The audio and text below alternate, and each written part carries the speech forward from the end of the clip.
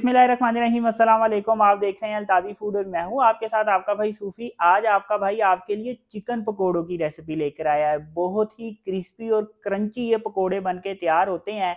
इतने मज़ेदार ये पकोड़े हैं कि आज से पहले आपने इस तरह के चिकन पकोड़े नहीं खाए होंगे। वीडियो में मैं आपको बहुत से टिप और ट्रिक्स भी बताऊंगा कि ये पकोड़े किस तरीके से बनाएं तो मज़ेदार बनेंगे। तो वीडियो का कोई पार्ट भी आपने मिस नहीं करना। वीडियो शुरू करने से पहले आपसे रिक्वेस्ट है कि अगर अब तक आपने मेरा चैनल सब्सक्राइब नहीं किया तो मेरे चैनल को सब्सक्राइब कर लें, क्योंकि आपका भाई लाता है आपके लिए रोजाना बड़ी ही मज़ेदार किस्म की रेसिपी। तो चलें फिर शुरू करते हैं।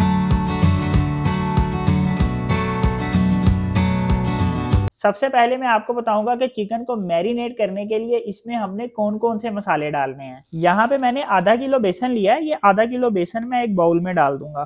आधा किलो बेसन के लिए यहाँ पे मैंने 100 ग्राम कॉर्नफ्लोर लिया है, ये इसमें डाल देंगे।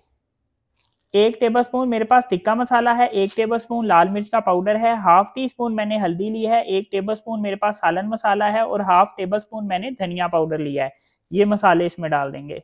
1 टेबलस्पून मेरे पास चाट मसाला है, थोड़ी सी काली मिर्चें ली हैं, 1 टीस्पून नमक लिया है और थोड़ी सी मैंने दड़ा मिर्च ली है, कुटी हुई मिर्च, ये इसमें डाल देंगे। 1 टीस्पून मैंने सफेद जीरा लिया है, ये भी इसमें डाल देंगे। 1 टीस्पून मेरे पास कूटा हुआ साबुत धनिया है, ये इसमें डाल देंगे। अब इसको अच्छे तरीके से मिक्स कर लेंगे। यहाँ पे इसको अच्छे तरीके से मिक्स करना बहुत जरूरी है, क्योंकि हमने अच्छी तरीके से मिक्स ना किया तो क्या होगा कि ये मसाले मिक्स नहीं होंगे, मिर्चा किथे थे, नमक किथे, इसलिए इसको अच्छे तरीके से मिक्स करना बहुत जरूरी है। अब यहाँ पे मैंने 2 किलो चिकन लिया है और चिकन की जो बोटियां हैं वो मैंने छोटे साइज की रखी हैं।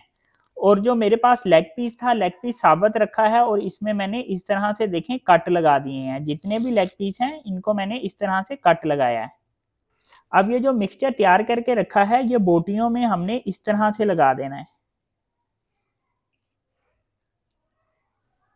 ये देखें जितनी भी बोटियां हैं इस पे हमने इस तरह से ये जो हमने मिक्सचर तैयार करके रखा है ये लगा देंगे। ये देखें इस पे इस तरह से मसाला लगाने के बाद इस पे हमने नींबू छिड़क देना है ऐसे करके। तो ये देखें जितनी भी बोटियां थी मैंने इस तरह से इस पे मसाला लगा दिया है। अब मैं इस पे नींबू छिड़क दूंगा और ये जो पकोड़े हैं एक डिफरेंट अंदाज से, एक अलग अंदाज से बन रहे हैं। जब आप ये रेसिपी बना के ट्राई करेंगे तो आप कहेंगे वाह सूफी भाई लोशे हो गए लोशे। इस पे इस तरह से मसाला लगाने के बाद इसको हमने 2 घंटे के लिए रख देना है। 2 घंटे बाद मैं आपको बताऊंगा कि इसको हमने फ्राई किस तरीके से करना है। तो 2 घंटे हो गए हैं कि मैंने चिकन को मैरिनेट करके रखा था। अब हम इसको फ्राई करते हैं। अब एक कढ़ाई ले लूंगा।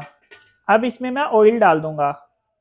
ऑयल डालने के बाद अब हमने एकदम चुक के बोटियां इसमें नहीं डाल देनी। ऑयल को पहले गर्म होने देंगे और फिर जब ऑयल गर्म होगा तो मैं आपको बताऊंगा फ्राई किस तरीके से करना है। ऑयल इस वक्त गर्म हो गया है, लेकिन इतना गर्म नहीं हुआ कि इससे धुएं उठ रहे हैं, लेकिन ऑयल का टेम्परेचर जो है वो काफी चेंज हो चुका है। अब इसमें मैं ये चिकन की बोटियां डालूंगा, लेकिन इस तरह से इसको झाड़ के डालना है एक दफा ऐसे करके।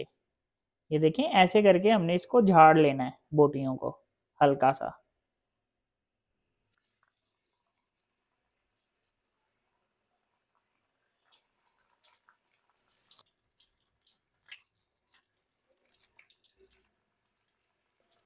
बोटियां डालने के बाद अब हमने एकदम इसमें चम्मच फेर के इसकी लय तैनी डाल देनी। पहले इसको हम फ्राई होने देंगे और हल्की आंच पे फ्राई करना है। तेज आंच पे फ्राई करूंगा तो क्या होगा कि बाहर से बोटियां पक जाएंगी और अंदर से कच्ची रहेंगी, इसलिए इसको हल्की आंच पे फ्राई करना है। इसको फ्राई करते हुए इस वक्त 3 मिनट हो गए हैं। तो अब चम्मच फेर के इसको मैं इस तरीके से मिक्स कर लूंगा।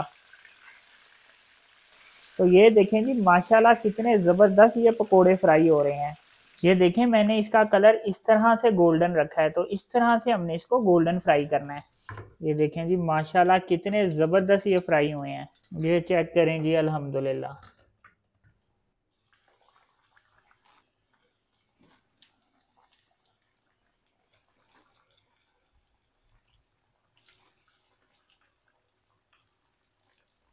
तो ये देखें जी चिकन पकोड़े कितने ज़बरदस्त फ्राई हुए हैं। ये देखें इनका कलर चेक करें कितना ज़बरदस्त, ऐसे गोल्डन ब्राउन कलर रखना है हमने इसका। ये चेक करें जी माशाल्लाह।